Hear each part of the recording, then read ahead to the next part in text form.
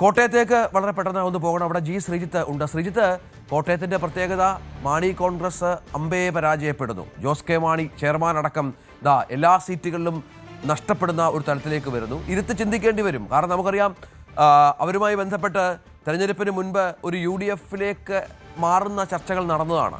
റോഷി അഗസ്റ്റിനാണ് ആ ചർച്ചകൾക്ക് തടയിട്ടത്. ജോസ് കെ മാണി അത്തരം ചർച്ചകൾക്ക് ഫേവറബിൾ ആയിരുന്നു എന്നൊക്കെയുള്ള വാർത്തകൾ പുറത്തു വന്നിരുന്നു. അതിൽ ചില യാഥാർത്ഥ്യങ്ങൾ ഉണ്ട് താനും. ഇപ്പോഴെങ്കിലും അവർ തിരിച്ചറിയുന്നുണ്ടാകുമോ തങ്ങളുടെ മുന്നണി മാറ്റം ഉണ്ടായിരുന്നുവെങ്കിൽ ഇത്തരയൊരു ഗതികേടിലേക്ക് ആ പാർട്ടി പോകില്ലായിരുന്നുവെന്ന്?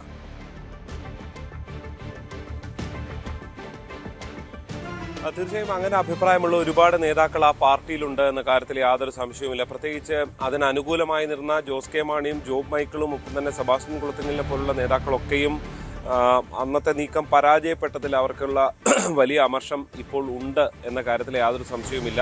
സ്റ്റീഫൻ ജോർജിനെ പോലുള്ള നേതാക്കൾ ഇവരെല്ലാവരും ഫലത്തിൽ UDF-ലേക്ക് പോയേക്കാം എന്ന ചിന്ത ഉണ്ടായിരുന്നവരാണ്. അതിന് കേവല പാർട്ടിയുടെ മാത്രം തീരുമാനമല്ല, സഭകൾ കൂടി, ക്രൈസ്തവ സഭകൾ കൂടി നൽകിയ നിർദ്ദേശം കൂടി പരിഗണിച്ചുകൊണ്ടായിരുന്നു അങ്ങനെ ഒരു നീക്കം അവർ നടത്തിയത്.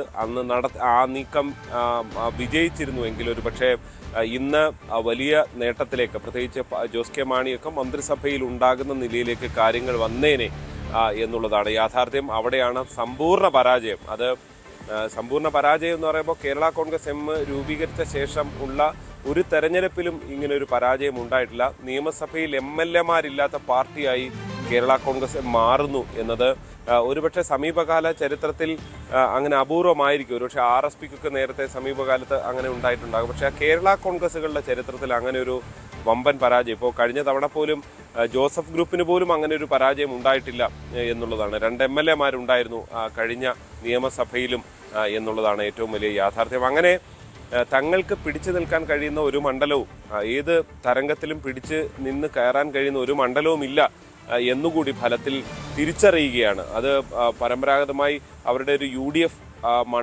UDF-നോടൊപ്പം ചേർന്ന് നിൽക്കുന്ന രാഷ്ട്രീയമാണ് ഒരുപക്ഷെ മധ്യ കേരളത്തിൽ ഉണ്ടാകാറുള്ളത്. അങ്ങനെയൊക്കെ നിന്നിരുന്നെങ്കിൽ ഒരുപക്ഷെ ചില കുത്തക സീറ്റുകളെങ്കിലും നിലനിർത്തി പോയേനെ.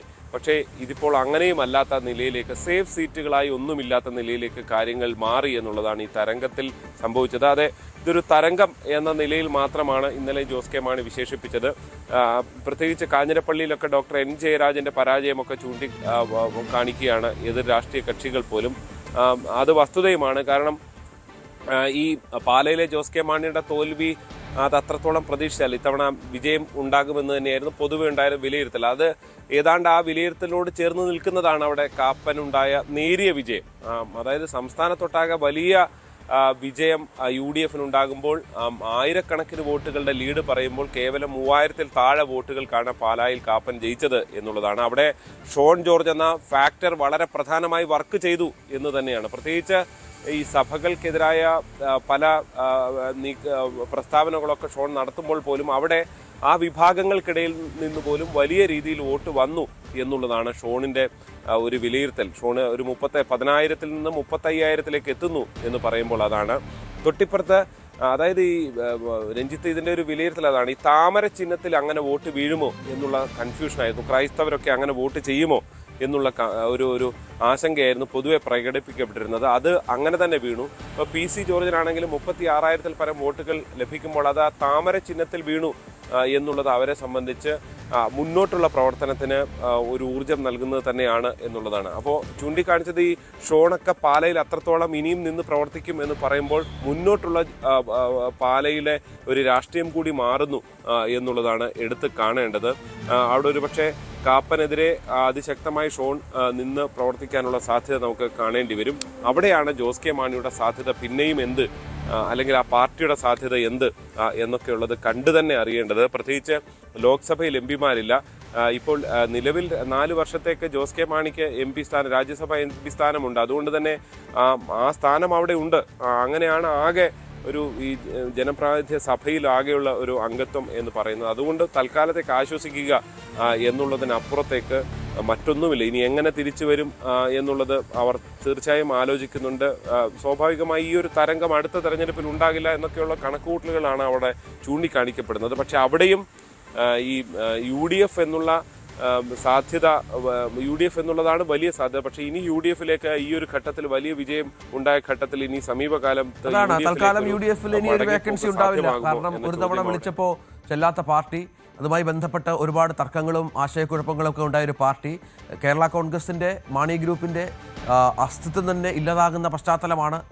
ശ്രീജിത്ത് പറഞ്ഞതുപോലെ നിയമസഭയിൽ പ്രാതിനിധ്യമില്ല, ലോക്സഭയിലാണെങ്കിൽ പ്രാതിനിധ്യമില്ല, രാജ്യസഭയിൽ ചെയർമാൻ ഉണ്ട്, അതും CPM-ന്റെ കനിവിൽ ലഭിച്ച സീറ്റ് എന്നുള്ളതാണ് ഏറ്റവും പ്രധാനപ്പെട്ട പ്രത്യേകത. മറ്റൊന്ന്, ജോസഫ് ഗ്രൂപ്പിന്റെ ഒരു ഉയർത്തെഴുന്നേൽപ്പ്. മത്സരിച്ച 8-7 സീറ്റും ജയിക്കുന്ന പശ്ചാത്തലം, മന്ത്രിസ്ഥാനം കിട്ടും, ചീഫ് വിപ്പ് സ്ഥാനം കിട്ടിയാൽ അത്ഭുതപ്പെടേണ്ട, അങ്ങനെ വലിയൊരു തിരിച്ചുവരവ് അവർ പ്രതീക്ഷിക്കുന്നത്.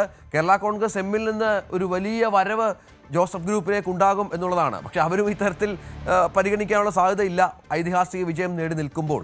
ഈ ജോസഫ് ഗ്രൂപ്പിൻ്റെ ഒരു വരവിന്, പ്രത്യേകിച്ചും തൊടുപുഴയിലൊക്കെ ജോസഫിൻ്റെ മകനെ നിർത്തി വലിയ ഭൂരിപക്ഷത്തിൽ ജയിക്കുന്ന പശ്ചാത്തലമൊക്കെ ഒരുക്കുന്നതും ഒരു തരംഗത്തിൻ്റെ ഭാഗമായാണ് എന്ന് കരുതാമെങ്കിൽ പോലും ആ പാർട്ടിക്കും ഒരുപാട് ഗുണങ്ങൾ ഉണ്ടാക്കി ഈ തെരഞ്ഞെടുപ്പ്.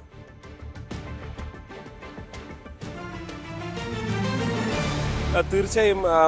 അതായത് ജോസഫ് ഗ്രൂപ്പ് ആയിരുന്നു വലിയ പ്രതിസന്ധി നേരിട്ടിരുന്നത്. പ്രത്യേകിച്ച് അണികൾ അധികമില്ലാത്ത പാർട്ടി എന്ന വിലയിരുത്തലാണ് ജോസഫ് ഗ്രൂപ്പിനെ കുറിച്ച് കോൺഗ്രസ് അടക്കം നടത്തിയിരുന്നത്. അതുകൊണ്ടാണ് 10 സീറ്റ് ഉണ്ടായിരുന്ന കഴിഞ്ഞ തെരഞ്ഞെടുപ്പിലുണ്ടായിരുന്ന ജോസഫ് ഗ്രൂപ്പിന്റെ സീറ്റ് എണ്ണം 8ആയി വെട്ടിച്ചുരുക്കിയത്.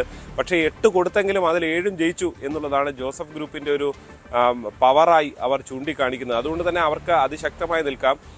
പക്ഷെ നേരത്തെ രഞ്ജിത്ത് പറഞ്ഞതിൽ നിന്ന് വ്യത്യസ്തമായി ഇപ്പോൾ ജോസ് കെ മാണി വിഭാഗത്തിൽ നിന്ന് ആരെങ്കിലുമൊക്കെ ജോസഫ് ഗ്രൂപ്പിലേക്ക് വന്നാൽ അവർ തടയാനുള്ള സാധ്യതയില്ല. കാരണം അത്തരം നേതാക്കൾ വരുന്നത് ജോസ് കെ മാണി വിഭാഗത്തെ തളർത്തും എന്ന് അവർ വിലയിരുത്തും. അതുകൊണ്ട് തന്നെ അത്തരം നേതാക്കളൊക്കെ വന്നാൽ സ്വീകരിക്കാൻ തന്നെയാണ് സാധ്യത.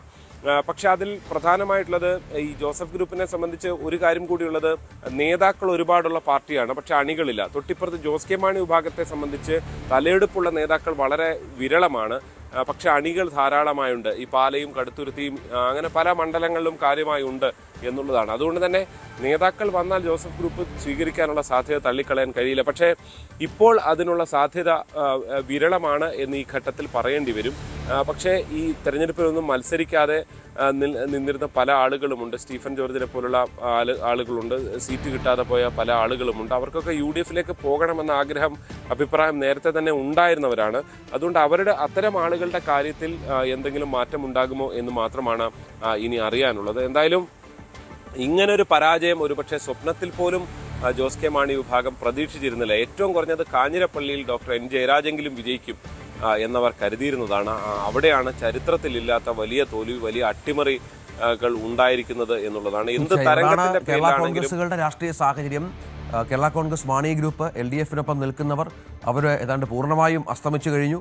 അവർക്കിനി ഒരു പുനർജീവനം അത്യാവശ്യമാണ്. അതേസമയം ജോസഫ് ഗ്രൂപ്പ് ആകട്ടെ ശക്തമായി തിരിച്ചുവരവിനും ഈ തെരഞ്ഞെടുപ്പിന്റെ ഫലം സാക്ഷ്യം വഹിച്ചു എന്നുള്ളതാണ്. കൂടുതൽ വാർത്തകൾക്ക് News 18 Keralam YouTube channel subscribe ചെയ്യുക.